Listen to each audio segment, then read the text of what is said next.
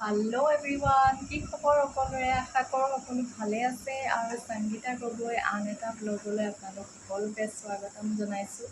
প্ৰথমে সকলোকে কাতি বিহুৰ শুভেচ্ছা যাচিছোঁ আৰু আজি কাতি বিহু উপলক্ষে আমিনো কি কৰোঁ আপোনালোকক শ্বেয়াৰ কৰিম বুলি ভাবিছোঁ আপোনালোকৰ লগত। আৰু বৰ বিশেষ তেনেকুৱা একো নাই বাৰু, পিঠা চিঠা এবাৰ বনাবলৈ নহ'ল কাৰণ ল'ৰাটো অকণমান গা বেয়া হৈ আছে। সেইকাৰণে মাহ প্ৰসাদকেইটাকে ৰেডি কৰিছোঁ আৰু চাই থাকিব ভিডিঅ'টো লাষ্টৰলৈকে।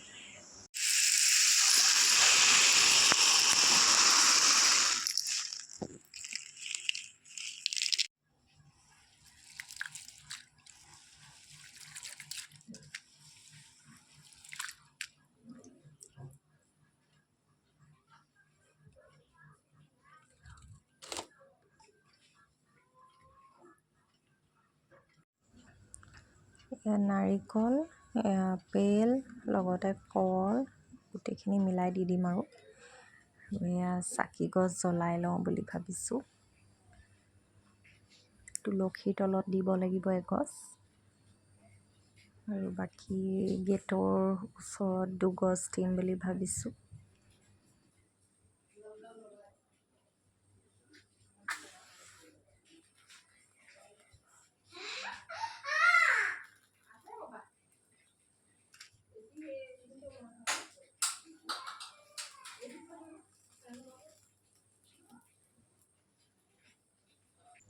ধূপ চাকি জ্বলাই লৈ এয়া প্ৰাৰ্থনা এভাগি গাম বুলি এয়া বহিছোঁ আৰু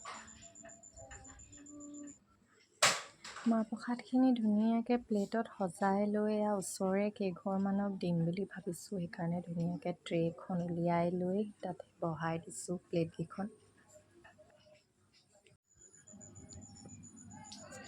এয়া তুলসীৰ তলতো এভাগ দি দিছোঁ আৰু আকৌ এবাৰ সকলোকে কাতি বিহুৰ শুভেচ্ছা যাচিছোঁ আৰু সকলোৱে যাতে মংগল হওক, সুখময় হওক তাৰে কামনা কৰিছোঁ।